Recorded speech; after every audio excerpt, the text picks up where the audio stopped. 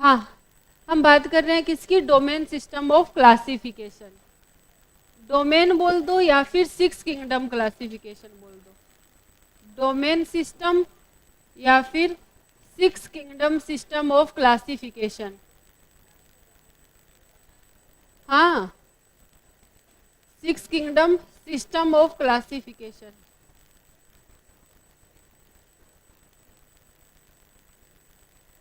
Six kingdom system of classification, ठीक है। किन्होंने दिया, कार्ल वूज ने। किन्होंने दिया था, कार्ल वूज ने। तो हम लिखेंगे गिवन बाय कार्ल वूज। किन्होंने दिया था, कार्ल वूज ने। कार्ल वूज ने क्या किया था, मोनेरा जो था उसको क्या कर दिया, दो ग्रुप में डिवाइड कर दिया। एक में किसको रखा, आर्की बैक्टीरिया को, और एक में किसको रखा, बैक्टीरिया को, ठीक है। एक में किसको रखा, आर्की बैक्टीरिया को, एक में किसको रखा, बैक्टीरिया को। ऐसा क्यों किया इन्होंने, किस बेस पे किया, सेल वॉल में डिफरेंस है, सेल मेम्ब्रेन में डिफरेंस है, आरएनए में डिफरेंस है, इनके डीएनए में भी डिफरेंस है। इनके डीएनए में क्या होता है, इंट्रोन। क्या होता है, इंट्रोन होता है ना इनके डीएनए में इंट्रोन। अरे होता है कि नहीं होता, डीएनए में इंट्रोन होता है या आरएनए में इंट्रोन होता है, एक्सोन और इंट्रोन किस में होता है, आरएनए में होता है। किस में होता है, आरएनए में। इनके आरएनए में क्या पाया जाता है, इंट्रोन पाया जाता है। और इंट्रोन का पाया जाना किसका करेक्टर है, यूकैरियोट का करेक्टर है। किसका है, यूकैरियोट का। तो ये करेक्टर क्या है, अलग है, इसलिए इन्होंने मोनेरा में से आर्की बैक्टीरिया को निकाल के अलग रख दिया और बैक्टीरिया को अलग रख दिया। तो इन्होंने 3 डोमेन बनाए, कौन से, आर्किया, बैक्टीरिया और यूकैरिया। कौन कौन से डोमेन, आर्किया और यूकैरिया। तो डोमेन्स, कितने डोमेन्स बनाए, 3।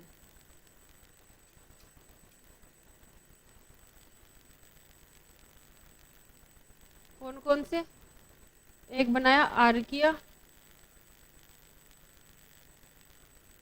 दूसरा बनाया बैक्टीरिया, और तीसरा यूकैरिया।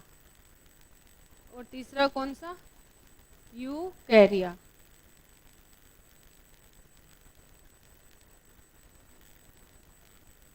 आर्किया में कौन आया बेटा, आर्किया में किसको रखा गया, आर्की बैक्टीरिया को। किसको रखा गया, आर्की बैक्टीरिया को। किस वजह से, due to difference in cell wall composition. Difference in cell wall composition, cell wall composition अलग है। सेल मेम्ब्रेन की स्ट्रक्चर में क्या है, डिफरेंस है। Cell membrane structure, presence of intron, और कौन सी प्रोटीन पाई जाती है इसमें, हिस्टोन प्रोटीन। ये सब इसमें पाया जाता है, जो इसको बाकी बैक्टीरिया से क्या बनाता है, अलग बनाता है। इसलिए इसका क्या हो गया, अलग एक किंगडम बना दिया। बैक्टीरिया में कौन आएंगे, बैक्टीरिया ही आ जाएंगे। जितने भी बैक्टीरिया है वो किस में आ जाएंगे, बैक्टीरिया में। यूकैरिया में कौन आएगा, बाकी सारे किंगडम। कौन कौन से, प्रोटिस्टा, फंजाई, प्लांटी और एनिमेलिया। प्लांटी और एनिमेलिया, ये किस में आ गए, यूकैरिया में। तो 4 तो ये हो गए, एक 5वां और एक ये 6ठा, 6 किंगडम हो गए। इसलिए 6 किंगडम क्लासिफिकेशन, 3 डोमेन है, आर्किया, बैक्टीरिया और यूकैरिया। अब यहाँ पे लिख सकते हो कि मोनेरा जो था ना, मोनेरा, उसको कितने में डिवाइड किया था, 2 में, एक ये और एक ये, ठीक है। पहले 5 किंगडम थे, मोनेरा, प्रोटिस्टा, फंजाई, प्लांटी और एनिमेलिया। फिर इन्होंने क्या किया, मोनेरा को दो ग्रुप में डिवाइड कर दिया, एक आर्किया और एक बैक्टीरिया। तो दो ये हो गए, चार वो हो गए, तो कितने हो गए, 6। और डोमेन कितने, 3। तो 3 डोमेन सिस्टम भी बोलते हैं इसे, और 6 किंगडम सिस्टम ऑफ क्लासिफिकेशन भी इसे कहा जाता है।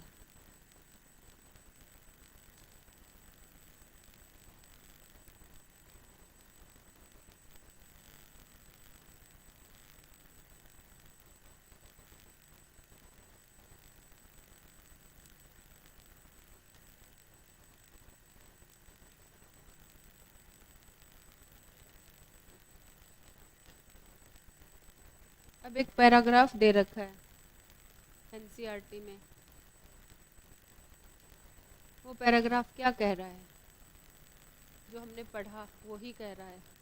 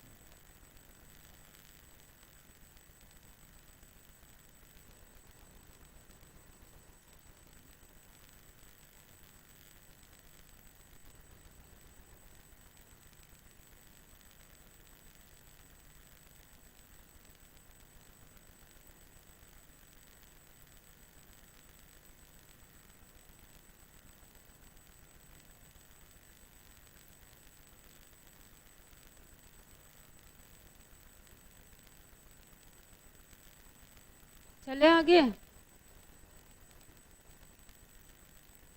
लिख लिया सबने?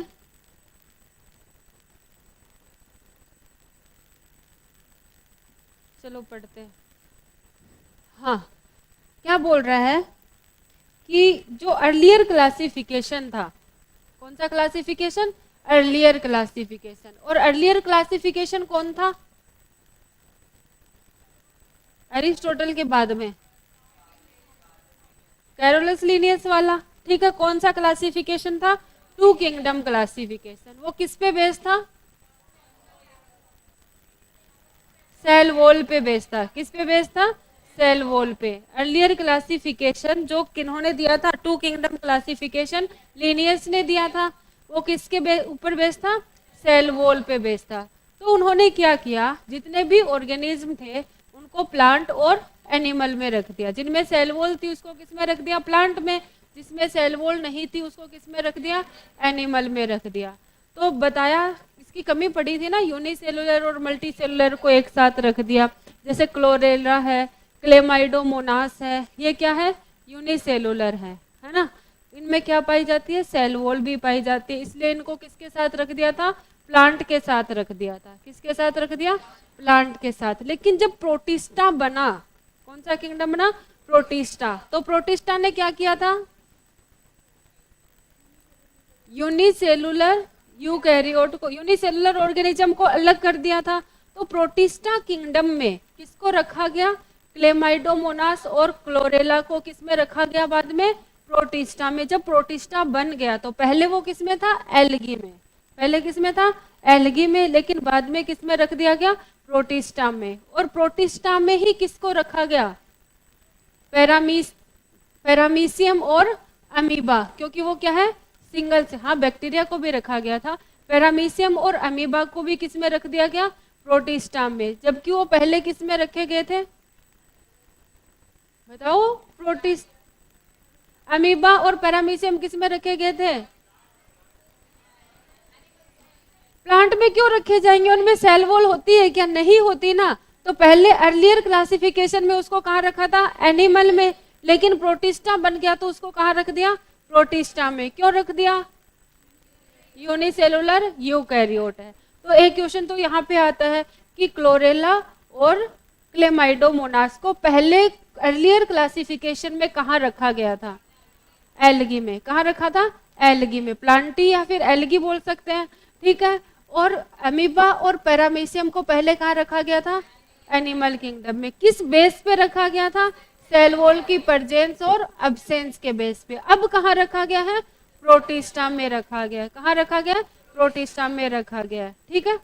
लेकिन हम तो एल्गी में पढ़ते हैं, क्योंकि क्लासिफिकेशन तो चेंज हो गया है लेकिन उसमें चेंज नहीं हुआ है, हम पहले वाला क्लासिफिकेशन ही पढ़ते आ रहे हैं, ठीक है। फिर हमने बात की किसकी, कि फंजाई है। फंजाई को किस में रखा? अर्लियर क्लासिफिकेशन में प्लांटी में रखा था, प्लांट में रखा था।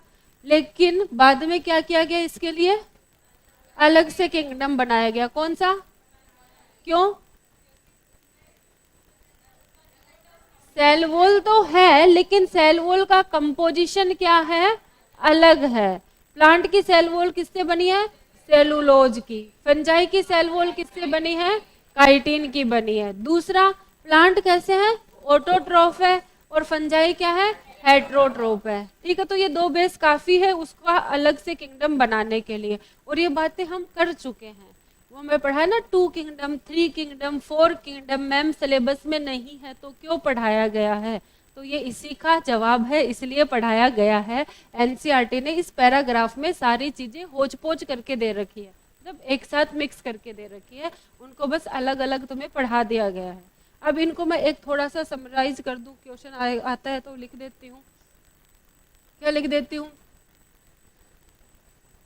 लिखना कुछ था, लिख दिया कुछ।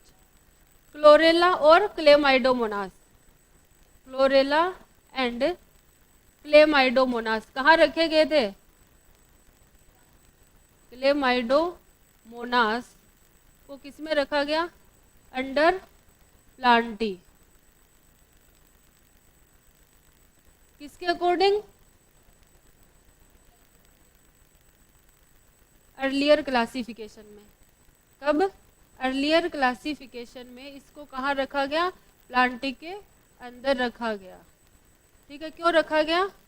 Due to presence of cell wall, क्योंकि इसमें क्या पाई जाती है? सेल वॉल पाई जाती है, ठीक है। इसी को अब कहाँ रखते हैं? अब कहाँ रखा गया है? Under Protista. कहाँ रखा गया? प्रोटिस्टा में। क्यों रखा गया है? Because these are unicellular eukaryote, because these are unicellular organism, इतना ही लिखूंगी, यूनिसेलुलर, ठीक है। अब मैं बात करूं किसकी? किसकी? अमीबा और पैरामीशियम की, ठीक है। किसकी? Amoeba and paramecium.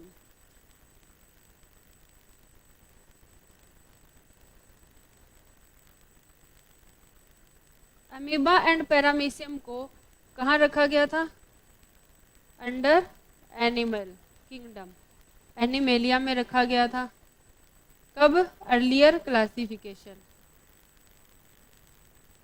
Earlier classification के अकॉर्डिंग कहाँ रखा गया था? एनिमेलिया में।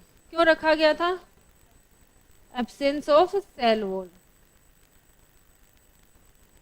Due to absence of cell wall, ठीक है। और इसको कहाँ रखा गया? अमीबा और पैरामीशियम को अब कहाँ रखा गया है? प्रोटिस्टा में।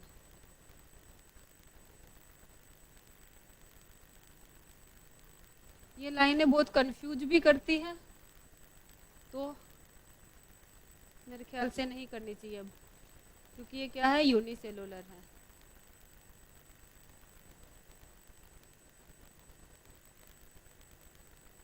ये बहुत ज़्यादा इम्पोर्टेंट है, यहाँ से क्वेश्चन पूछा जाता है हर बार। हाँ, तो अब कंफ्यूजन नहीं रहा ना, बस इतना ही याद करना है तुम्हें।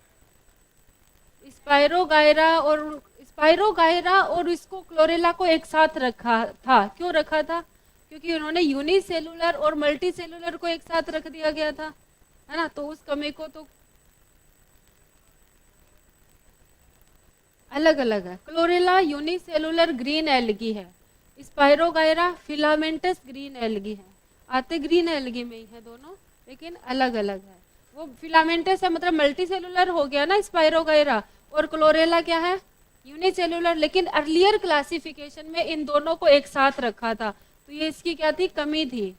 लिखा था ना कि हाँ ड्रॉबैक, यूनिसेलुलर और मल्टीसेलुलर को साथ साथ रख दिया गया है, समझ रहे हो।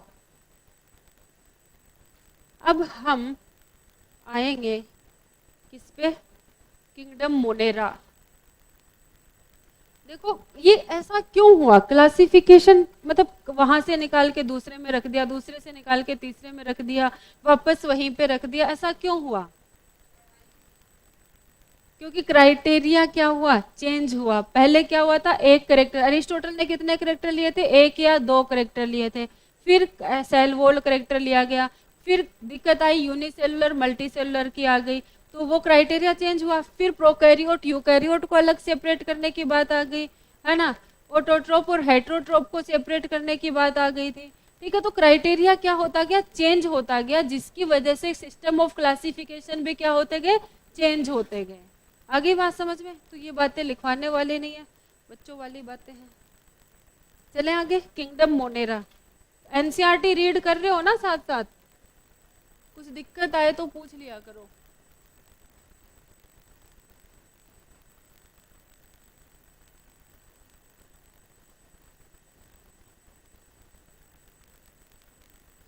किंगडम मोनेरा, ये तुम अच्छे से जानते हो इसके करेक्टर, मैं नहीं बताऊंगी, तुम बताओगे मेरे को मोनेरा के करेक्टर। इसमें किसको रखा गया, प्रोकैरियोट्स को रखा गया है। मोनेरा में कौन आते हैं, ऑल प्रोकैरियोट्स, और कैसे हैं, यूनिसेलुलर ही है।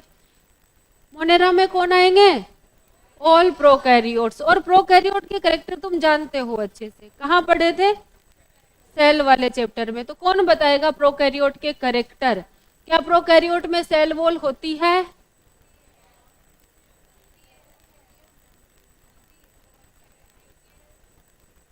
सेल वॉल, मैं ये पूछ रही हूँ क्या प्रोकैरियोट में सेल वॉल होती है, होती है, होती है वाले हाथ ऊपर कीजिए, बस इतने। और नहीं होती है वाले हाथ ऊपर कीजिए, एक बच्चा, मतलब कुछ ऐसे जो दोनों में हाथ ऊपर नहीं है, गलत बात है भाई, वोटिंग इक्वल होनी चाहिए। बताओ नहीं होती है को कौन वो कर रहे हैं, सपोर्ट कर रहे हैं, एक बच्चा सिर्फ, दो बच्चे, ठीक है। और होती है को कौन कर रहे हैं, ज्यादातर जनता, है ना। तो फैसला किसके सपोर्ट में जाए, ज्यादा लोगों के कंपेयर के उसमें जाए, हित में, है ना। तो सेल वॉल होती है किसमें, प्रोकैरियोट में। किसकी बनी होती है, पेप्टिडोग्लाइकेन की। किसकी बनी होती है, प्रोटिस्टा की बात नहीं कर रहे बेटा, मोनेरा की बात कर रहे हैं। मोनेरा में कौन आते हैं, प्रोकैरियोट आते हैं। प्रोकैरियोट में कौन आता है, बैक्टीरिया आता है। हाँ। अच्छा ऐसे बोल रहे हो, हाँ। तो किसकी बनी होती है, पेप्टिडोग्लाइकेन। और पेप्टिडोग्लाइकेन है क्या, पॉलीसेकेराइड। और किसका पॉलीसेकेराइड है, नाग और नाम का। NAG की full form, N acetyl glucosamine, N acetyl glucosamine. और NAG की full form, N acetyl glutamic acid. NAG और NAM, N acetyl muramic acid तो कौन हो गया, NAM। NAG क्या हो गया, ग्लूटामिक एसिड हो गया। तो गलत क्या बोला मैंने, अच्छा दोनों बार वही बोल दिया, अच्छा गलती हो गई मेरी, माफ कर देना इस गलती के लिए, कोई सजा मत देना मेरे को, है ना। हाँ, फिर इसमें सेल मेम्ब्रेन होती है क्या, सेल मेम्ब्रेन होती है, किसकी बनी होती है, लिपिड और प्रोटीन की बनी होती है। साइटोप्लाज्म होता है। और न्यूक्लियर एनवेलप नहीं होता, इसीलिए इनको क्या कहते हैं, प्रोकैरियोट। न्यूक्लियर एनवेलप नहीं होता तो इनका DNA कहाँ जाएगा, साइटोप्लाज्म में ही रहेगा। किस फॉर्म में रहता है, सर्कुलर फॉर्म में रहता है, उसको क्या कहते हैं, न्यूक्लियोइड कहते हैं। क्या कहते हैं, न्यूक्लियोइड। न्यूक्लियोइड किस किस से मिलके बना है, RNA, नॉन हिस्टोन प्रोटीन और DNA। हिस्टोन नहीं होती, प्रोकैरियोट में हिस्टोन नहीं होती, बस आर्किबैक्टीरिया में होती है ना, हिस्टोन प्रोटीन एब्सेंट होती है। इसके अलावा क्या पढ़ा था, इनमें extra chromosomal circular self replicating DNA होता है, उसको क्या कहा जाता है, प्लाज्मिड कहा जाता है। और क्या करेक्टर है इसके, रेस्पिरेशन के लिए क्या होता है, मीजोजोम। राइबोसोम कौन से, 70S टाइप के होते हैं। तो ये करेक्टर वापस से लिखाने की जरूरत है नहीं है, तुम कहते हैं तो भी मैं नहीं लिखवाती, बस मैं पूछ रही थी, है ना। तो ये बात हम पढ़ चुके हैं, ये यहाँ पे नहीं पढ़ेंगे, ठीक है। फिर हम बात करते हैं यहाँ पे क्या पढ़ेंगे उसकी। मोनेरा में कौन आता है, सारे के सारे प्रोकैरियोट आते हैं, ठीक है। प्रोकैरियोट में भी सोल मेंबर कौन है इसका, बैक्टीरिया। सोल मेंबर की मतलब, सोल मेंबर का क्या मतलब है, जो सब उसको रिप्रेजेंट कर रहा है ना। कौन रिप्रेजेंट करता है, बैक्टीरिया। मतलब इसमें सारे करेक्टर मिलेंगे जो प्रोकैरियोट में होते हैं, ठीक है, किसमें, बैक्टीरिया में। आगे बात समझ में। तो ये क्या, सेल सोल मेंबर है। सबसे पहले बैक्टीरिया को किसमें डिस्कवर किया गया था, ह्यूमन के टीथ स्कम में, दांतों के महल में से क्या देखा गया था, बैक्टीरिया को। ऐसे देख रही है कि कहीं मेरे दांतों में ऐसे टंग लगा रही है ये अपने दांतों के, कहीं मेरे तो मैल नहीं जमा हुआ है। ब्रश नहीं करके आए क्या बेटा आज, इसको याद आ गया आज मैंने ब्रश नहीं किया, है ना।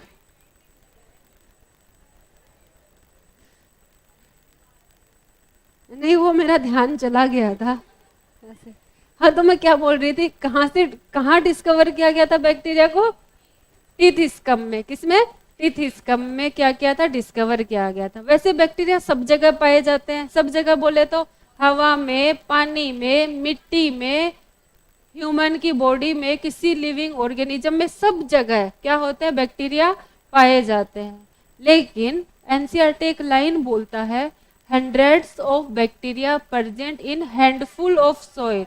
एक मुट्ठी मिट्टी में कितने बैक्टीरिया होते हैं, हंड्रेड्स ऑफ बैक्टीरिया होते हैं। तो ये भी क्वेश्चन आ सकता है, hundreds of bacteria, thousands of bacteria, millions of bacteria, billions of bacteria present in handful of soil। पूछ लेगा कौन सा सही है, 100। अभी तो याद है, बाद में भूल जाते हैं ना। तो कितने बैक्टीरिया होते हैं, हंड्रेड्स ऑफ बैक्टीरिया होते हैं किसमें, हैंडफुल ऑफ सॉइल में। एक मुट्ठी मिट्टी की कीमत तुम क्या जानो, तुम क्या जानो मेरे बच्चों, सैकड़ों बैक्टीरिया का घर होता है एक मुट्ठी मिट्टी, है ना। तो एक मुट्ठी मिट्टी में कितने बैक्टीरिया होते हैं, सैकड़ों बैक्टीरिया। मतलब हंड्रेड्स ऑफ बैक्टीरिया क्या होते हैं, एक हैंडफुल ऑफ सॉइल में पाए जाते हैं, एक मुट्ठी मिट्टी में पाए जाते हैं, ठीक है। और हर जगह रहते हैं, ये बात हमने कर ली। बैक्टीरिया कैसे हो सकते हैं, यूनिसेलुलर हो सकते हैं, ठीक है, कॉलोनी बना के रह सकते हैं, फिलामेंट की फॉर्म में रह सकते हैं ना। और इनकी शेप की अगर बात करें तो कितनी शेप होती है, 4। कौन कौन सी, ये पढ़े थे क्या हम, हाँ। एक तो विब्रियो, विब्रियो मतलब कोमा शेप, स्पाइरिलम मतलब स्पाइरल शेप, बेसिलस मतलब रोड शेप, और कोकस मतलब सर्कुलर, ठीक है, स्फेरिकल शेप। ये बात समझ आ गई, इतना लिख ले। ओके, किंगडम मोनेरा में कौन आते हैं, all prokaryotes, all prokaryotes included in this kingdom. इस किंगडम में क्या होते हैं, सारे प्रोकैरियोट इंक्लूड होते हैं, ठीक है। तो जो प्रोकैरियोट के करेक्टर होंगे वो इनके भी करेक्टर होंगे। तो इसका सोल मेंबर कौन है, बैक्टीरिया। सोल मेंबर कौन हो गया, बैक्टीरिया हो गया।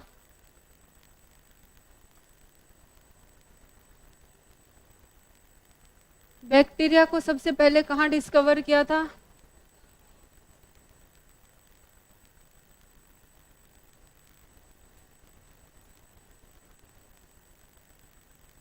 First discovered in teeth scum,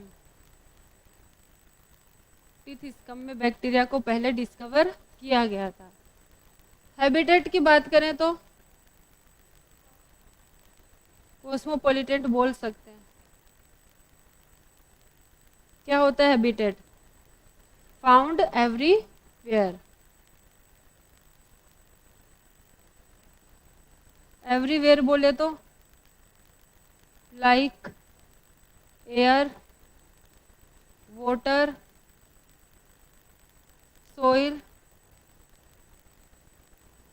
और पैरासिटिक फॉर्म में भी पाए जाते हैं। पैरासिटिक फॉर्म बोल दिया तो मतलब ऑर्गेनिज्म की बॉडी के अंदर और बॉडी के बाहर भी रह सकते हैं। ठीक है,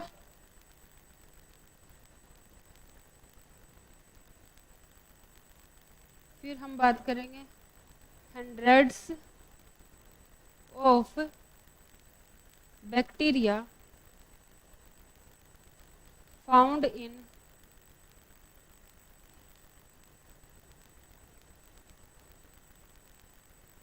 हैंडफुल ऑफ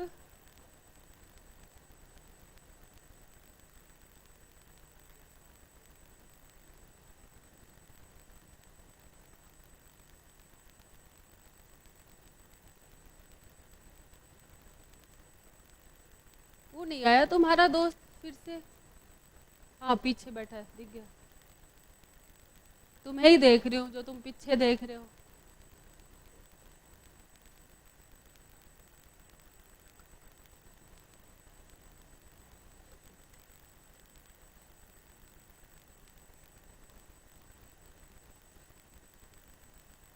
क्या हुआ बेटा, उदास क्यों बैठी हो? ठीक हो?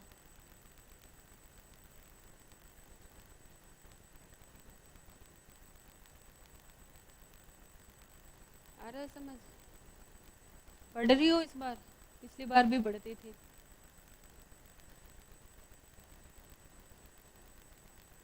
तुम शिवम सर के बैच में थी ना?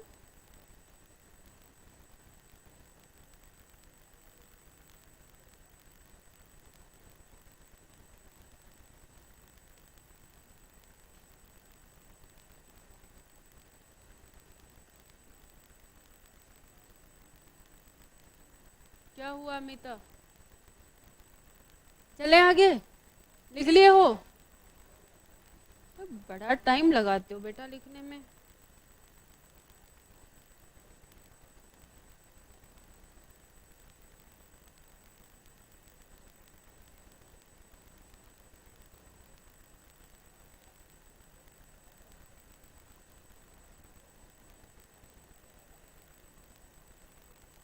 चले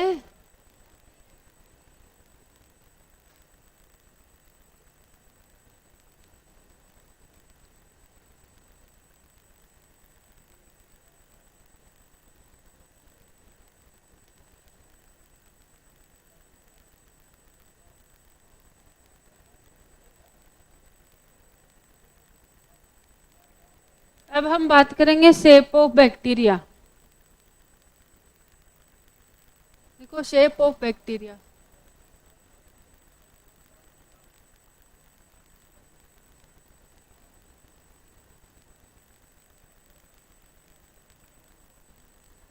कौन कौन सी शेप में हो सकते हैं बताओ?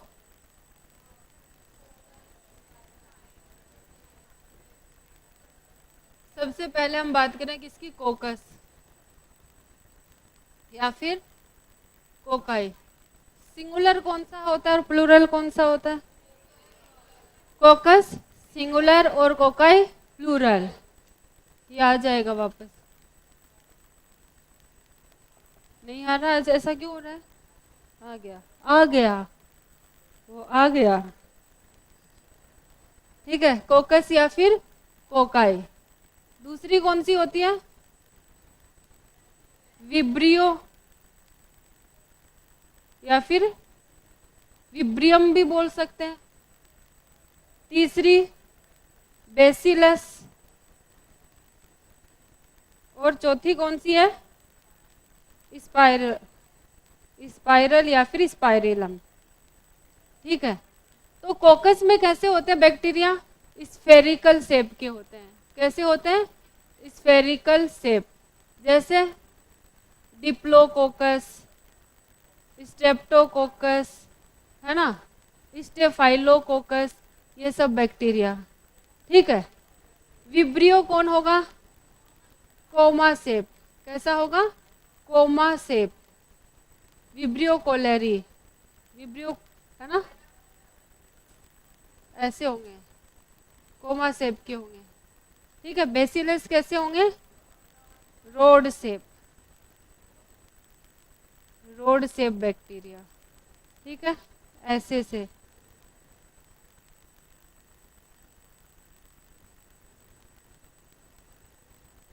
ऐसा चम्मच जैसा कुछ बना रखा है एनसीईआरटी ने।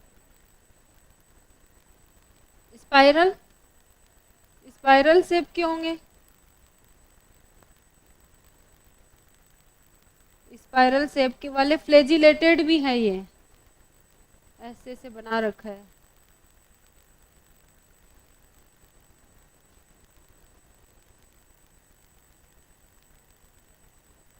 ठीक है। एग्जाम्पल नहीं याद करने हैं क्योंकि एनसीईआरटी ने नहीं दिए। तुम कहो तो लिखवा दूं। एक मिनट। हाँ, स्पाइरिलम या फिर स्पाइरल, अरे लिख देते हैं, स्पाइरिलम लिख देते हैं। स्पाइरिलम, अब ठीक है। Spirillum, spiral shape.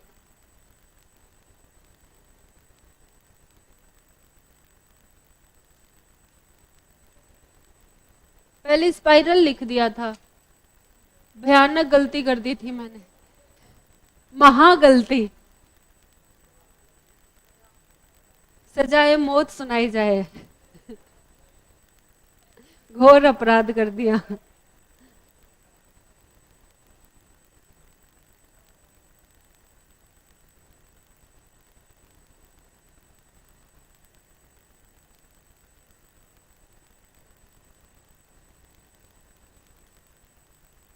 कितनी मेहनत लगी है उससे इतनी गलती निकालने में। हाँ बेटा सही है, होना चाहिए ऐसा।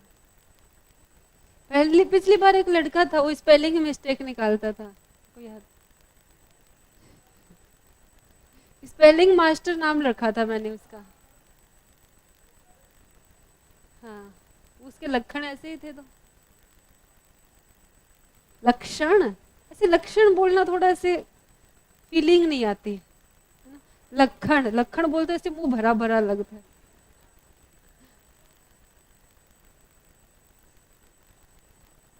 चले आगे। ये बीच में ऐसे कैसे बैठे हो? ये सारी गल जैसे सब कुछ उजड़ गया हो, सब बर्बाद हो गया हो, ऐसे ऐसे बैठी है जैसे एकदम से दुख दर्द में है, ऐसे उदास टाइप। कुछ हुआ है क्या? नहीं, अब खुश हो गई, कुछ नहीं हुआ इसका मतलब। हाँ बेटा जी, अब हम बात करते हैं किसकी? बैक्टीरिया में किसकी? न्यूट्रिशन की। ठीक है, न्यूट्रिशन इन बैक्टीरिया। तो नेक्स्ट हेडिंग लगाओ, न्यूट्रिशन इन बैक्टीरिया।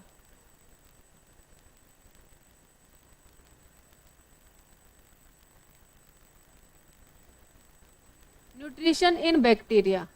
अगर न्यूट्रिशन की बात करें हम तो कौन सा न्यूट्रिशन होता है इनमें? मोनेरा में ऑटोट्रोफिक भी होता है और हेट्रोट्रोपिक भी होता है। लेकिन ऑटोट्रोफिक का मतलब क्या होता है? जो अपना खाना खुद बनाए। और हेट्रोट्रोफिक मतलब जो दूसरे पे डिपेंड रहे। तो अब मेरे को बताओ, जो खुद पे डिपेंड होते हैं, जो सेल्फ डिपेंडेंट लोग होते हैं, वो ज्यादा पाए जाते हैं या कम? कम पाए जाते हैं। और दूसरे पे डिपेंडेंट होते हैं वो क्या पाए जाते हैं? ज्यादा पाए जाते हैं। तो एनसीईआरटी ने बहुत प्यारी सी लाइन लिखी है, क्या?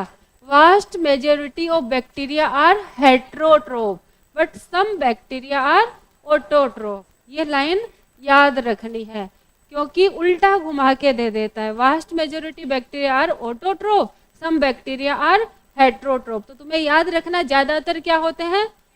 हेट्रोट्रोफ, ज्यादातर दूसरे पे डिपेंड होते हैं, बहुत कम ऐसे होते हैं जो सेल्फ डिपेंडेंट होते हैं। तो बैक्टीरिया कैसे हो सकते हैं? ऑटोट्रोफ भी हो सकते हैं और हेट्रोट्रोफ भी हो सकते हैं। पहले तो एनसीईआरटी की लाइन लिख लेते हैं, फिर थोड़ा और लिखते हैं। Vast majority of bacteria are heterotrophs but some are autotrophs. Some are autotroph. कुछ बैक्टीरिया कैसे होते हैं? ऑटोट्रोफ्स होते हैं और ज्यादातर कैसे होते हैं? हेट्रोट्रोफ्स। अब हम बात करें न्यूट्रिशन की, तो पहले मैं यहाँ पे लिख देती हूँ न्यूट्रिशन। न्यूट्रिशन कितनी टाइप का? 2 टाइप का। कौन कौन सा? ऑटोट्रोफ और हेट्रोट्रोफ। एक हो गया ऑटोट्रोफ, ऑटोट्रोफिक न्यूट्रिशन। न्यूट्रिशन की बात कर रहे हैं ना तो ऑटोट्रोफिक बोलेंगे, ऑटोट्रोफिक। दूसरा कौन सा हो गया? हेट्रोट्रोफिक। ऑटोट्रोफिक में भी कैसा होगा? फोटो ऑटोट्रोपिक और कीमो ऑटोट्रोपिक। कौन कौन सा हो जाएगा? एक हो जाएगा फोटो ऑटोट्रोपिक, दूसरा chemo autotrophic. Photo autotrophic NCERT ने दे रखा है ये उस टेबल में। दूसरा होता है कीमो ऑटोट्रोफिक। हाँ, इसमें भी क्या होता है? फोटोलिथोट्रोपिक, फोटो ऑर्गेनोट्रोफिक। वो एनसीईआरटी ने नहीं दे रखा है, हम नहीं पढ़ेंगे। कीमो ऑटोट्रोफिक में भी क्या है? कीमो ऑर्गेनोट्रोफिक और कीमो लिथोट्रोपिक। ठीक है, वो नहीं पढ़ेंगे। हेट्रोट्रोफिक में क्या आएगा बताओ? सेप्रोफाइट हो सकते हैं, पैरासाइट हो सकते हैं, सिम्बायोटिक हो सकते हैं। सेप्रोफाइट हो सकते हैं,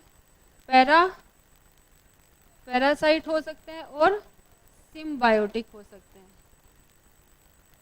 सिम्बायोटिक एसोसिएशन में रह सकते हैं। फोटो ऑटोट्रोफिक का मतलब क्या होता है? अपना खाना किसकी हेल्प से बनाएंगे?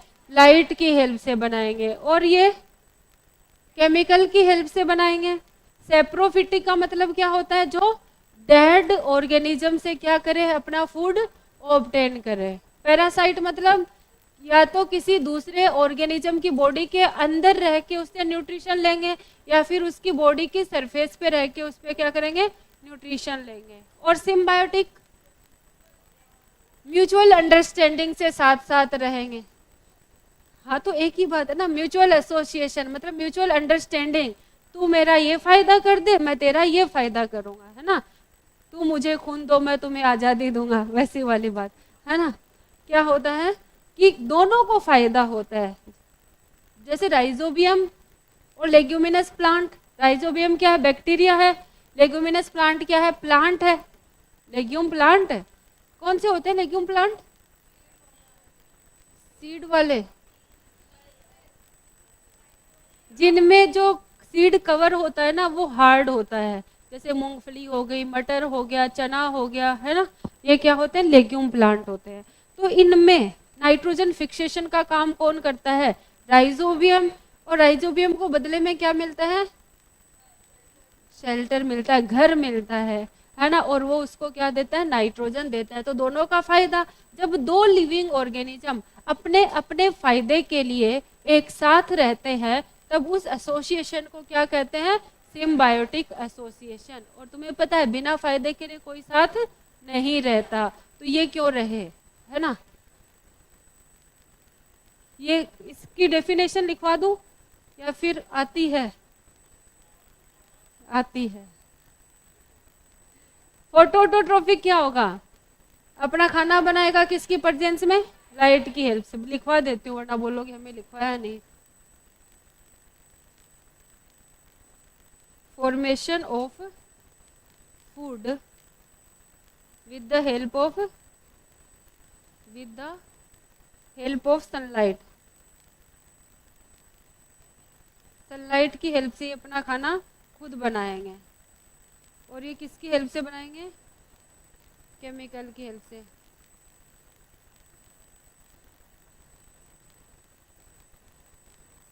With the help of inorganic substances, inorganic को किस में कन्वर्ट कर देते हैं? ऑर्गेनिक में। इनऑर्गेनिक सब्सटेंसेस, ये obtain food from dead organism, obtain food from dead organic substance,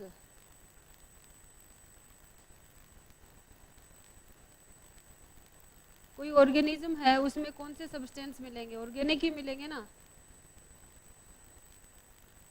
food from कहाँ से लेगा? होस्ट। सिम्बायोटिक में क्या होगा? म्यूचुअल रिलेशनशिप बोल सकते हैं। ये पूरा बाद में पढ़ लेंगे।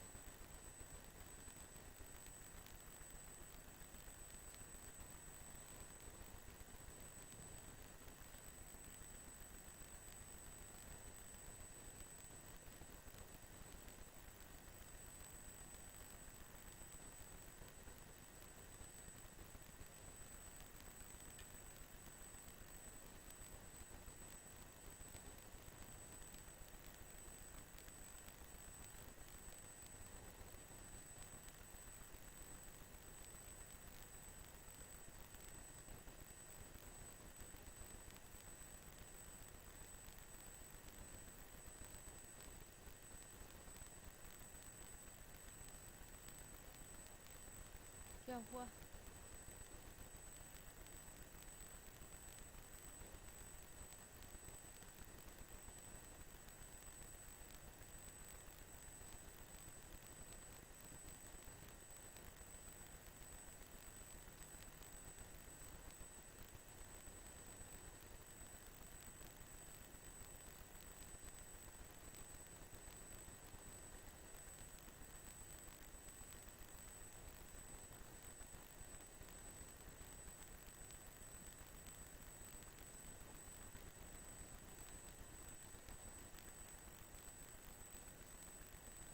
चलें आगे।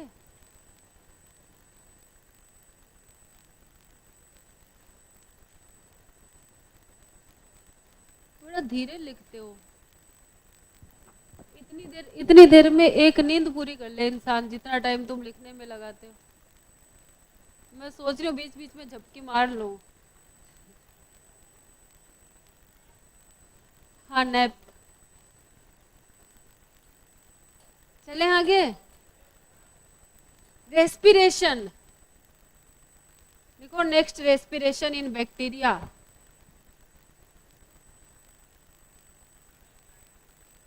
हाँ बोलिए बेटा। हाँ ये बतानी है मेरे को। But complex in behaviour. Bacteria एक बहुत सिंपल सी स्ट्रक्चर है, यूनिसेलुलर है, तो मतलब बहुत सिंपल हो गया ना स्ट्रक्चर में, ठीक है। बिहेवियर बहुत कॉम्प्लेक्स बिहेव शो करता है, रेस्पिरेशन, फोटोसिंथेसिस, ठीक है। और क्या बोलते हैं, वह सारे प्रोसेस शो करता है वो, एक्सक्रीशन वगैरह सब है। बेटा बिहेव क्या हो गया? एनवायरनमेंट के अकॉर्डिंग तुम क्या रेस्पॉन्स शो कर रहे हो, वो क्या हो गया? बिहेव हो गया ना। तुम कैसा बिहेव कर रहे हो दूसरे के साथ में, है ना। तो यहाँ पे बिहेव का मतलब ये थोड़ा ना होगा बैक्टीरिया दूसरे बैक्टीरिया के साथ कैसा रिलेशन रख रहा है ना। नाइट्रोजन फिक्सिंग रख रहा है, सिम्बायोटिक एसोसिएशन में रह रहा है, ये सारे क्या हो गए? बिहेव ही तो हो गया ना उसका, ठीक है। स्ट्रक्चर तो बहुत सिंपल है लेकिन इतने बड़े बड़े काम कर जाता है ना। ये मतलब है इस लाइन का। तो रेस्पिरेशन बेटा जी दो तरीके का होता है। कौन कौन सा? एक ऑक्सीजन की प्रेजेंस में और एक ऑक्सीजन की एब्सेंस में। ऑक्सीजन की एब्सेंस में होगा उसको क्या बोलेंगे? एनारोबिक, और प्रेजेंस में होगा उसको aerobic. Respiration is of two type. कौन कौन सा? Aerobic and anaerobic. तो यहाँ पे मैं लिख दूं एरोबिक, एरोबिक डांस भी होता है ना, एरेबिक होता है क्या? अच्छा, ऐसा सही है ना, एरोबिक और एन एरोबिक। एरोबिक में क्या होगा, क्या होता है ये? प्रेजेंस ऑफ ऑक्सीजन में होता है।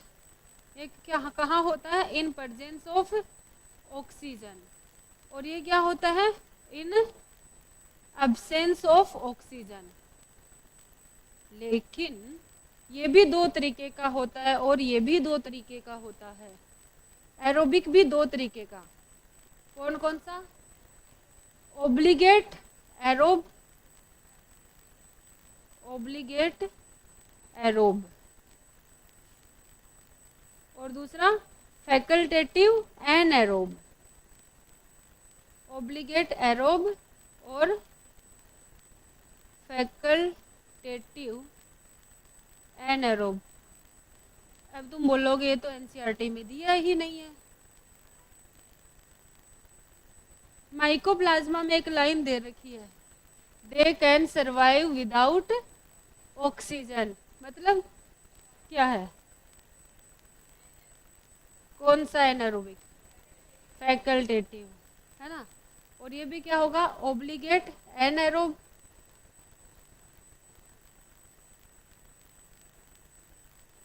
ओब्लिगेट एनारोब और फैकल्टेटिव एरोब।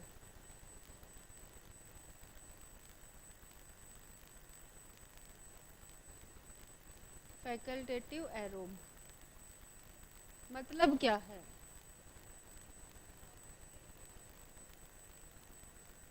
ओब्लिगेट का मतलब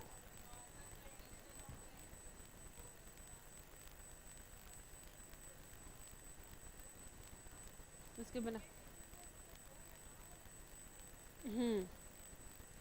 तुम नहीं तो मैं नहीं, वो वाली कंडीशन कौन सी? ओब्लिगेट।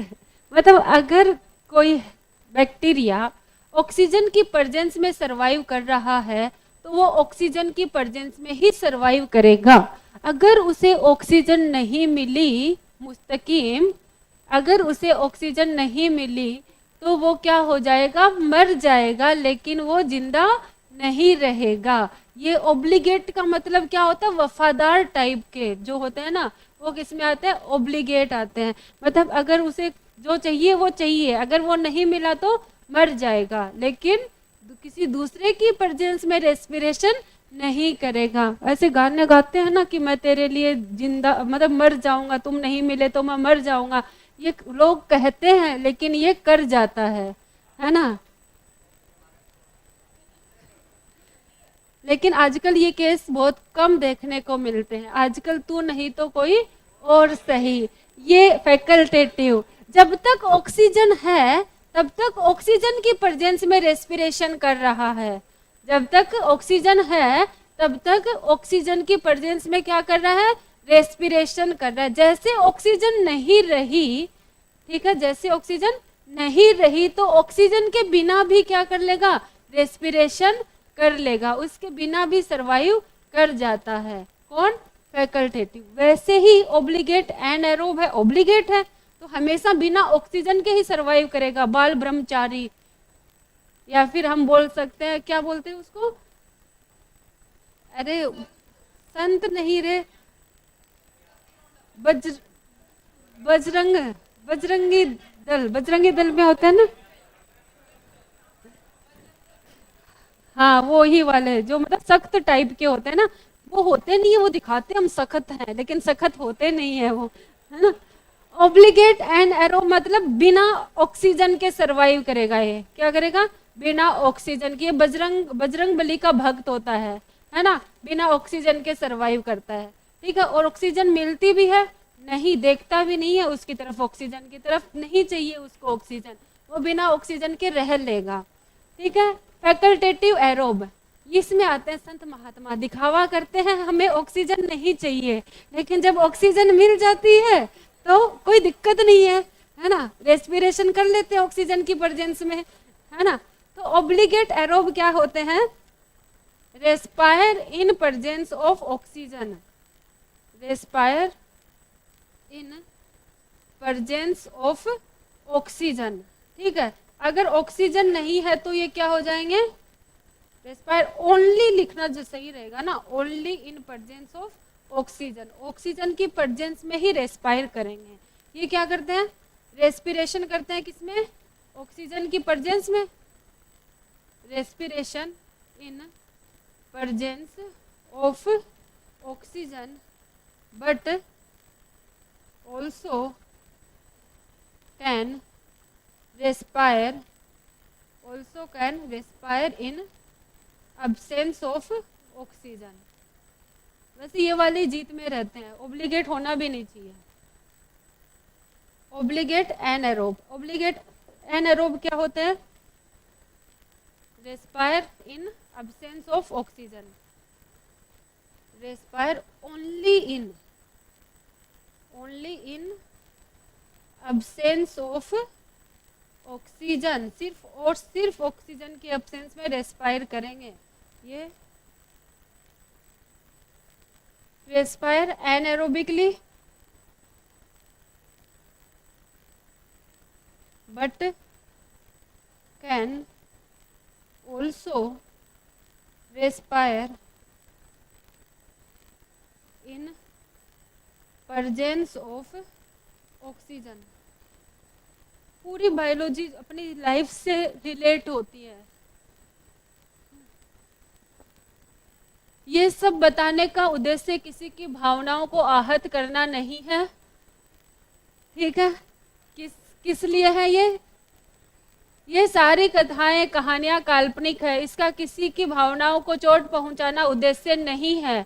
इसका उद्देश्य सिर्फ क्या है, टॉपिक को समझाना। तो कोई अपने ऊपर ना ले इसे।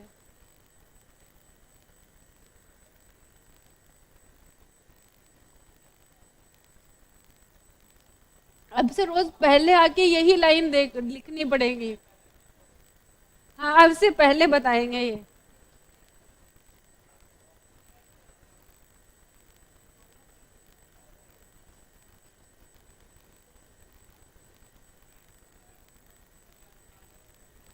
क्या बेटा,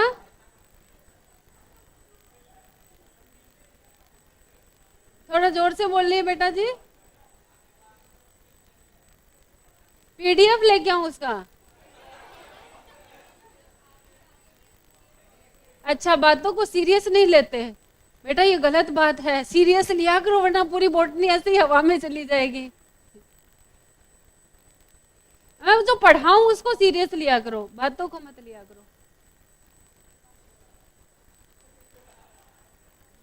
वरना पता चले कि सीरियस ना लिया, बोटनी कब खत्म हो गई पता ही नहीं लगा।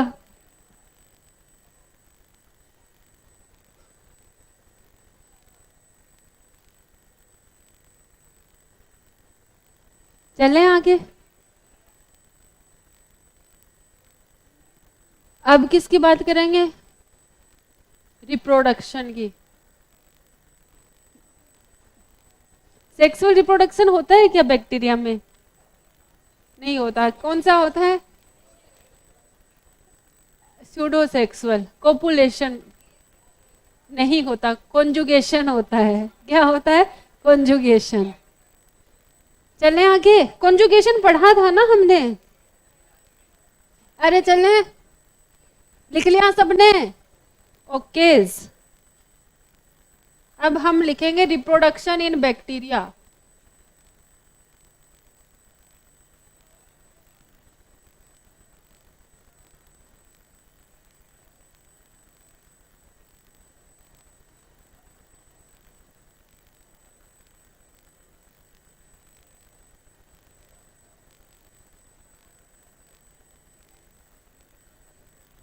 हाँ तो बेटा जी, रिप्रोडक्शन कितने टाइप का होता है?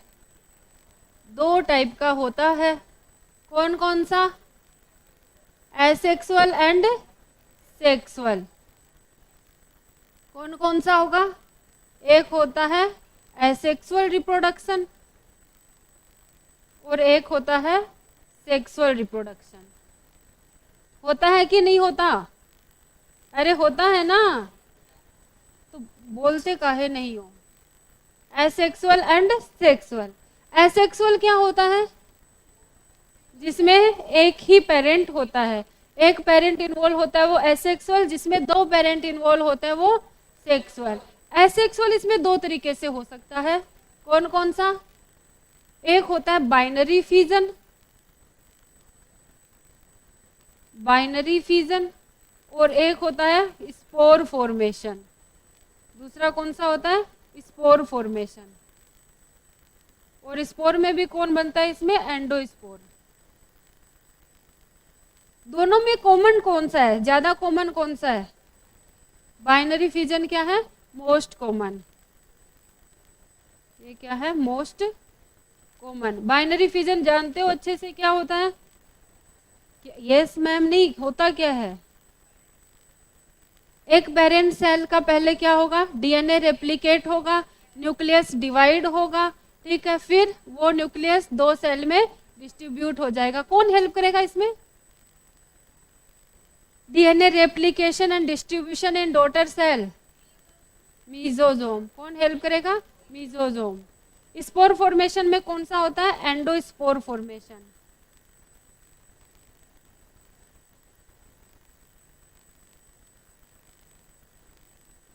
एंडोस्पोर में कैल्शियम डाइपिकोनोलिक एसिड होता है, एडवर्स कंडीशन में बनते हैं। सेक्सुअल रिप्रोडक्शन क्या होता है? एब्सेंट होता है। सेक्सुअल रिप्रोडक्शन क्या होता है? एब्सेंट होता है, लेकिन इसकी जगह क्या पाया जाता है? या तो कॉन्जुगेशन,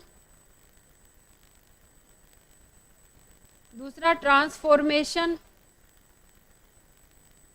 ट्रांसफॉर्मेशन पढ़ते हो ना? कहाँ पढ़ते हो? कहीं पढ़ा है ट्रांसफॉर्मेशन? प्लाज्मिड में कहाँ?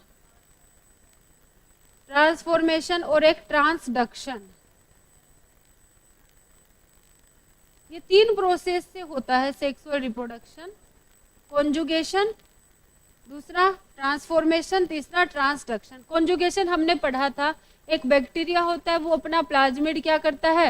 रेप्लिकेट करता है, फिर पिली की हेल्प से किसमें ट्रांसफर कर देता है? दूसरे में कर देता है। ये पढ़ा था सेल डिवीजन में। ट्रांसफॉर्मेशन तुमने molecular basis of inheritance chapter पढ़ा होगा कभी जीवन में, वहां पे ग्रिफिथ एक्सपेरिमेंट पढ़ा होगा। ग्रिफिथ एक्सपेरिमेंट, हाँ, चूहे वाला एक्सपेरिमेंट। उसमें क्या होता है? आर बैक्टीरिया ट्रांसफॉर्म हो जाता है किसमें? एस बैक्टीरिया में। ट्रांसफॉर्म कैसे हो जाता है? उसका डीएनए उसके अंदर चला जाता है ना? ऐसा ही तो होता है। तो वो क्या है? ट्रांसफॉर्मेशन। ट्रांसफॉर्मेशन में क्या होता है? एक बैक्टीरिया अपना डीएनए दूसरे बैक्टीरिया में क्या करवा देता है? एंटर करवा देता है। इस वजह से दूसरे बैक्टीरिया का ट्रांसफॉर्मेशन हो जाता है। क्या हो जाता है? Transformation. Transduction, Hershey and chess experiment. Bacteriophage से डीएनए कहाँ जाता है? बैक्टीरिया में जाता है। तो बैक्टीरिया में डीएनए किसका हो गया? बैक्टीरियोफेज का भी हो गया, हाँ, वायरुलेंट बन जाता है वो। तो ये क्या हो गया? ट्रांसडक्शन। तो ये तीनों प्रोसेस सेक्सुअल रिप्रोडक्शन में आते हैं। इसमें वैसे तो सेक्सुअल रिप्रोडक्शन नहीं पाया जाता, क्यों? क्योंकि ना तो गैमेट बन रहे हैं, ना ही गैमेट का फ्यूजन हो रहा है। और जहाँ गैमेट नहीं बनते, गैमेट का फ्यूजन नहीं होता, वो सेक्सुअल रिप्रोडक्शन नहीं होता। छाप लो,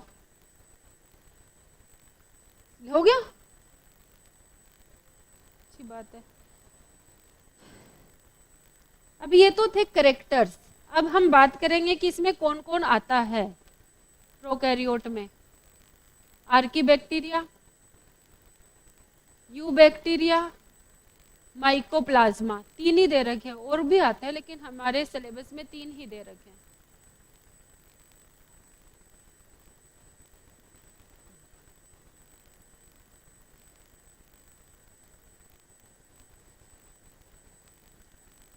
चले आगे, अरे चले। अब एक लाइन वो लिखवाई नहीं मैंने, bacteria are simple in structure but complex in behaviour, वो भी लिख लो।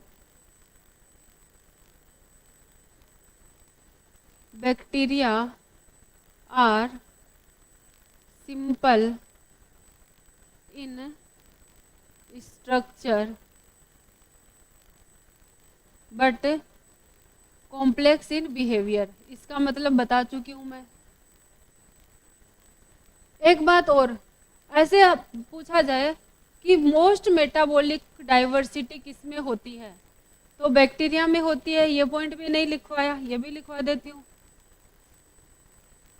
मोस्ट मेटाबॉलिक डाइवर्सिटी, ये पूछा जाता है क्वेश्चन। ये जो ऊपर पैराग्राफ दे रखा है ना आर्की बैक्टीरिया के ऊपर, है ना, इसमें से बहुत सारे क्वेश्चन बनते हैं, तो इस पैराग्राफ को अच्छे से पढ़ लेना। Most metabolic diversity occurs in this group. In this group का मतलब क्या है? बैक्टीरिया बोले तो मोनेरा। इसमें आता कौन कौन है? एग्जाम्पल लिख ले, किस किस को इंक्लूड किया गया है? आर्की बैक्टीरिया, मोनेरा में है ये। 5 किंगडम क्लासिफिकेशन के अकॉर्डिंग पढ़ रहे हैं इसलिए मोनेरा में, अदरवाइज ये किस में जाता? आर्की बैक्टीरिया का अलग बनाया हुआ है ना, archaea, Archie bacteria, you bacteria, you bacteria में ही आता है अपना कौन? साइनोबैक्टीरिया। साइनोबैक्टीरिया का दूसरा नाम ब्लू ग्रीन एल्गी, बीजीए, बीजी है ये, ठीक है। दूसरा कौन है? माइकोप्लाज्मा। रिकेट्स वगैरह भी आते हैं लेकिन अपने सिलेबस में नहीं दे रखे तो हम नहीं लिखेंगे। आर्की बैक्टीरिया और यू बैक्टीरिया, और यू बैक्टीरिया में भी कौन कौन? साइनोबैक्टीरिया और माइकोप्लाज्मा, ठीक है। अरे ठीक है,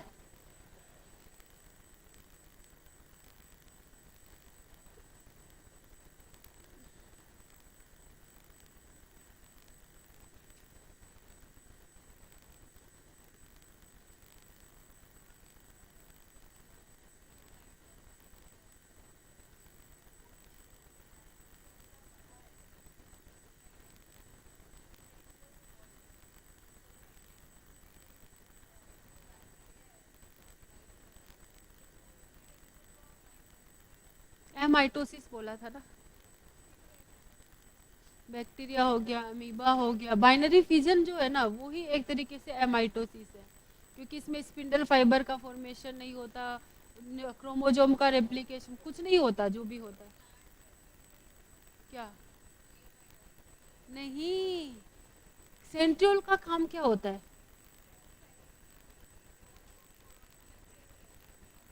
वो स्पिंडल फाइबर तो बनते हैं किससे? ट्यूबुलिन प्रोटीन से। वो कहाँ बन जाएगी ट्यूबुलिन प्रोटीन? G2 फेज में बन जाएगा, है ना। G2 फेज में ट्यूबुलिन बनेगा, ट्यूबुलिन प्रोटीन से माइक्रोट्यूब्यूल बनेंगी। वो क्या बनाएंगी? Spindle fibre. उन स्पिंडल फाइबर को सपोर्ट प्रोवाइड करता है सेंट्रियोल, बस सपोर्ट प्रोवाइड कर रहा है, ठीक है। लेकिन उनमें क्या होता है? प्लांट में सेंट्रियोल नहीं होती, कोई दूसरी स्ट्रक्चर होती है, पोलर ऐसे कुछ नाम होता है उनका, पोलर डिस्क होता है ऐसा कुछ, वो सपोर्ट प्रोवाइड कर देता है स्पिंडल फाइबर को। वो भी हायर प्लांट्स में, लोअर प्लांट्स में तो सेंट्रियोल होता ही है।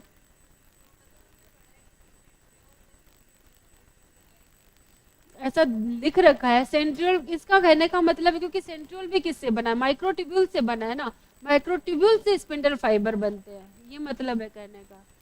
यहाँ पे एनसीईआरटी ने शॉर्ट में समझा दिया, उसको शॉर्ट में लिख दिया। हाँ, ऐसा थोड़ा है कि सेंट्रियोल होने की वजह से माइटोसिस हो रहा है।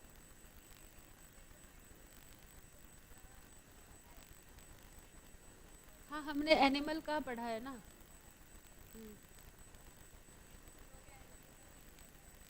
प्रोकैरियोट में वो होगा एमाइटोसिस। चले आगे। हाँ, अब क्या पढ़ना है हमें? Archie bacteria. हेडिंग लगाओ आर्की बैक्टीरिया। क्या हो गया? थक गए इतनी जल्दी? आर्की बैक्टीरिया, आर्की का मतलब क्या होता है? पुराने। बैक्टीरिया का मतलब बैक्टीरिया, मतलब प्रिमिटिव बैक्टीरिया को हम क्या बोलते हैं? Archie bacteria. आर्की का मतलब क्या है? प्रिमिटिव।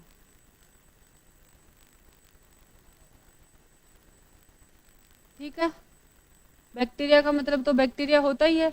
जो प्रिमिटिव बैक्टीरिया है उनको हमने क्या बोल दिया? Archie bacteria. ठीक है, आर्की बैक्टीरिया के करेक्टर हम बता चुके हैं तुम्हें। सेल वॉल क्या होती है? सूडोम्यूरिन की बनी होती है, पेप्टिडोग्लाइकेन उसमें नहीं होता। सेल मेम्ब्रेन में क्या पाए जाते हैं? ब्रांच्ड चैन लिपिड पाया जाता है। क्या पाया जाता है? ब्रांच्ड चैन लिपिड पाया जाता है। इस वजह से आर्की बैक्टीरिया जो होते हैं वो एक्सट्रीम कंडीशन में क्या कर जाते हैं? सरवाइव कर जाते हैं। कहाँ सरवाइव कर जाते हैं? Extreme condition. एक्सट्रीम कंडीशन बोले तो हाई सोल्टी एरिया में, हाई एसिडिक एरिया में, हाई टेम्परेचर वाले एरिया में, मार्सी एरिया में क्या कर जाते हैं? ग्रो कर जाते हैं। क्यों कर जाते हैं? क्योंकि इनकी सेल वॉल में पेप्टिडोग्लाइकेन नहीं होता, और दूसरा सेल मेम्ब्रेन में क्या होते हैं? ब्रांच्ड चेन लिपिड पाए जाते हैं। इसके अलावा मैंने बोला था कि इनमें कौन सी प्रोटीन पाई जाती है? हिस्टोन प्रोटीन भी पाई जाती है। आर्की बैक्टीरिया, वैसे बैक्टीरिया में हिस्टोन नहीं होती, लेकिन आर्की बैक्टीरिया में हिस्टोन प्रोटीन पाई जाती है। आर्की बैक्टीरिया में इंट्रोन भी पाए जाते हैं, लेकिन किसमें नहीं होते? बैक्टीरिया में नहीं होते। तो ये इसके करेक्टर्स हैं। ठीक है, तो करेक्टर्स की हम बात करें तो कौन कौन से करेक्टर्स हैं? Can survive in extreme habitat, can survive in extreme habitat due to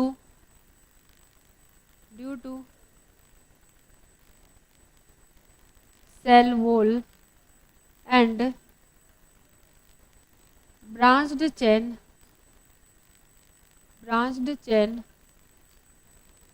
lipid in cell membrane। Cell membrane में ब्रांच चेन लिपिड होते हैं इस वजह से, और सेल वॉल होती है। सेल वॉल में क्या होता है? सूडोम्यूरिन होता है। इस वजह से क्या हो गया? दूसरी बात क्या होता है इनमें? बोलो। Histone protein present, histone protein present होता है। इसके अलावा इंट्रोन पाए जाते हैं। अभी लिखा था थोड़ी देर पहले, इंट्रोन पाए जाते हैं। ठीक है, अब ये किस हैबिटेट में रह रहे हैं इसके बेस पे इनको 3 ग्रुप में डिवाइड किया गया है, on the basis of habitat. Halophiles, thermoacidophiles and methanogens.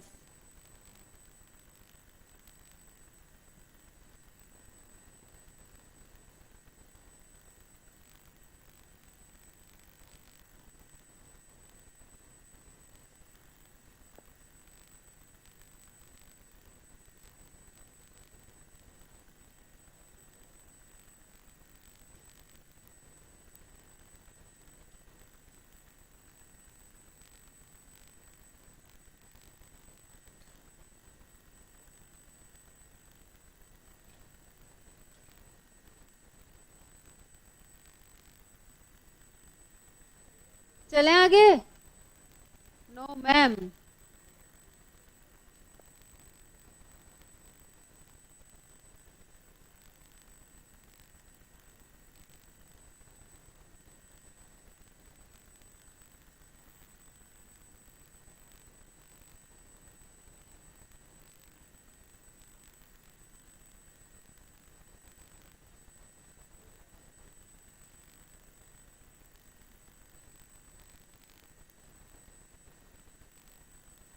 देख लिया?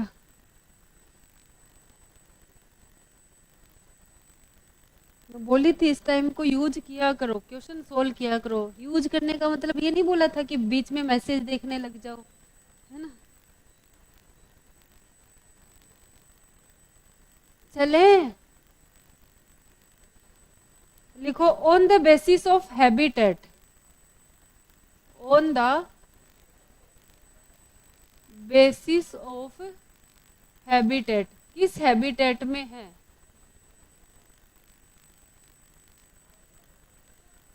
Archaebacteria, archaebacteria classified into following group,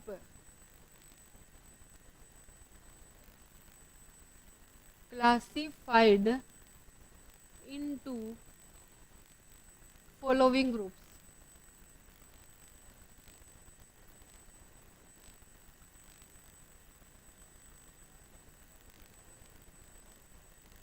हाँ, तो फॉलोइंग ग्रुप कौन कौन से?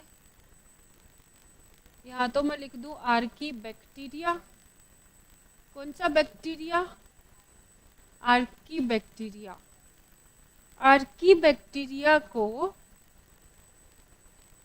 3 ग्रुप में क्लासिफाई किया है। कितने ग्रुप में? 3। कौन कौन से? हेलोफाइल्स, स्पेलिंग PHILS ना, हेलोफाइल्स। हेलोफाइल्स क्या?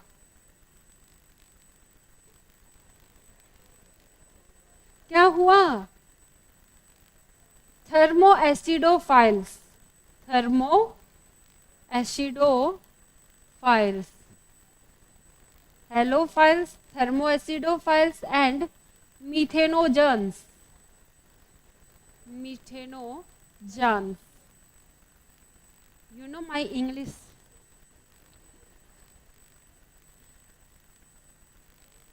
मीथेनोजन्स, ठीक है। हेलोफाइल्स, हेलो, हेलो का मतलब क्या होता है? हाय, है ना। हेलो का जवाब हाई देते हो ना, वो हेलो नहीं, हेलो का मत, वो हेलो होता है, ये हेलो है ना। हेलो का मतलब क्या होता है? सोल्ट। ऐसे बैक्टीरिया जो हाई सोल्ट कंसंट्रेशन में पाए जाते हैं, बोला क्या? On the basis of habitat, habitat के बेस पे क्लासिफाई किया ना, तो इनका हैबिटेट क्या है? हाई सोल्ट कंसंट्रेशन या फिर सैलाइन। हाई सोल्ट कंडीशन को हम क्या बोलते हैं? सैलाइन या फिर हेलाइन। हेलाइन कंडीशन में पाए जाते हैं, वो क्या होते हैं? हेलोफाइल्स। थर्मो का मतलब क्या होता है? टेम्परेचर, थर्मोमीटर, बॉडी का टेम्परेचर मेजर करने के लिए यूज करते हैं, तो थर्मो का मतलब टेम्परेचर। एसिडो का मतलब एसिड। ऐसे बैक्टीरिया जो हाई टेम्परेचर और हाई एसिडिक कंडीशन में सरवाइव करेंगे, ठीक है। हाई एसिडिक कंडीशन में सरवाइव करने के लिए ये हाइड्रोजन सल्फाइड का क्या कर देते हैं? ऑक्सीडेशन कर देते हैं, ठीक है, जिसकी वजह से हाइड्रोजन और सल्फर बनता है। हाइड्रोजन आयन बनेगा तो पीएच क्या होगी? कम। पीएच कम होगी तो एसिडिक एनवायरनमेंट बना रहेगा। मिथेनोजन्स, मिथेनो मतलब मिथेन, जन मतलब जनरेट करते हैं, लेकिन हैबिटेट के बेस पे डिवाइड किया था ना। मार्सी एरिया, कहाँ पाए जाएंगे? Marshy area. और मार्सी एरिया में कौन सी कंडीशन है? एरोबिक या एनएरोबिक? क्या कह रही हूँ उसे? अरे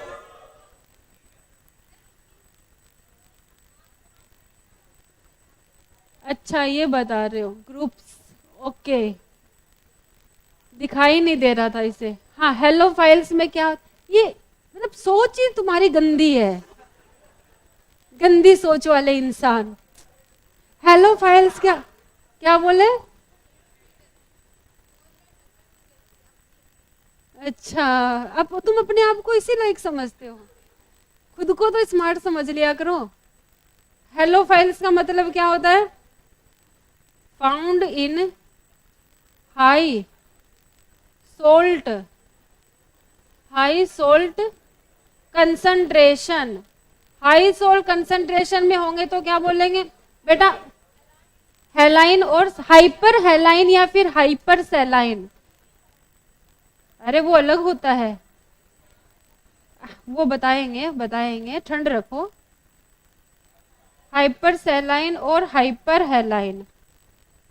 देखो, हाइपर का मतलब क्या होता है? ज्यादा। हेलाइन और सेलाइन मतलब सोल्ट कंसंट्रेशन। यूरी और स्टीनो का मतलब अलग होता है। यूरी का मतलब वाइड रेंज, हैलाइन मतलब जो high wide range of salt concentration में सरवाइव करते हैं, जैसे 10 से लेके 50 तक की रेंज में सरवाइव कर लिए। स्टीनो का मतलब होता है नैरो रेंज, मतलब एक पर्टिकुलर रेंज में, जैसे 0 से 5 हो गया तो नैरो रेंज में सरवाइव करेंगे, ठीक है, वो स्टीनो होते हैं।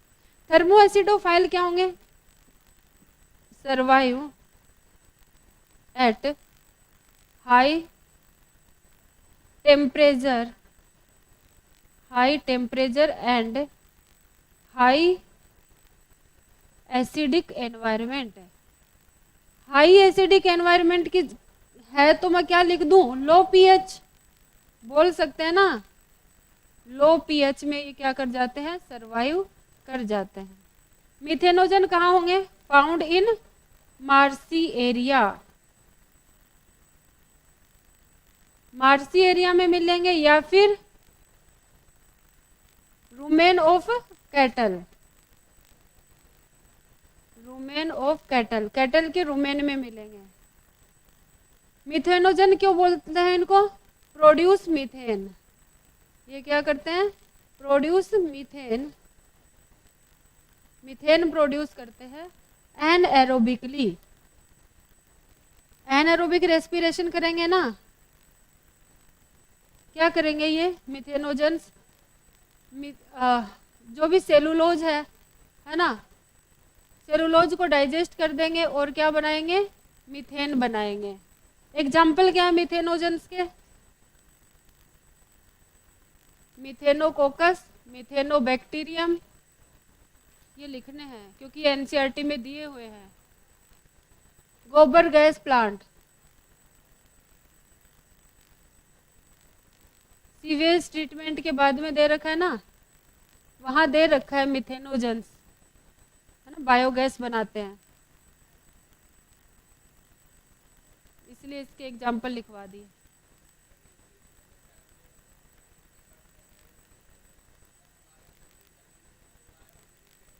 अपने अंदर वो जो वर्मी फॉर्म अपने अनडाइजेस्टेड निकल जाता है बाहर, अपने में नहीं होता, पहले होता था, अब वर्मी फॉर्म अपेंडिक्स लुप्त हो गया। घास फूस खाओगे तो वैसा का वैसा निकल जाएगा बाहर, उसमें जो मिनरल वगैरह है वो अब्जॉर्ब हो जाते हैं, ठीक है। पालक वगैरह में आयरन कैल्शियम अब्जॉर्ब हो जाता है, बाकी सब वेस्ट मटेरियल की फॉर्म में।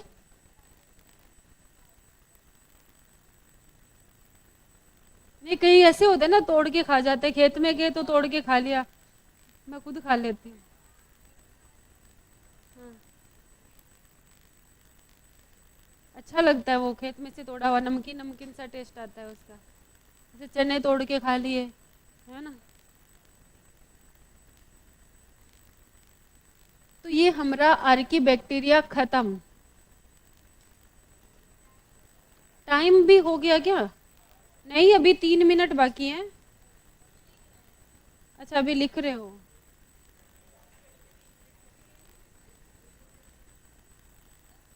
एक एक मिनट का हिसाब होगा।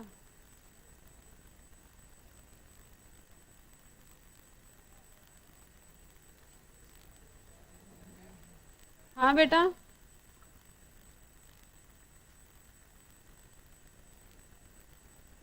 हो गया, लिख लिया सबने? अब हमारा क्या बचा है? साइनोबैक्टीरिया और माइकोप्लाज्मा और यूजफुल एक्टिविटी, हार्मफुल एक्टिविटी। क्या क्या यूज होते हैं बैक्टीरिया के, क्या क्या नुकसान होते हैं, ये बचा है। फिर हम स्टार्ट कर देंगे प्रोटिस्टा। तो एक में प्रोटिस्टा, फिर फंजाई, 3 लेक्चर और लग जाएंगे इसके, ज़्यादा से ज़्यादा 3 लग जाएंगे। ये क्या हुआ?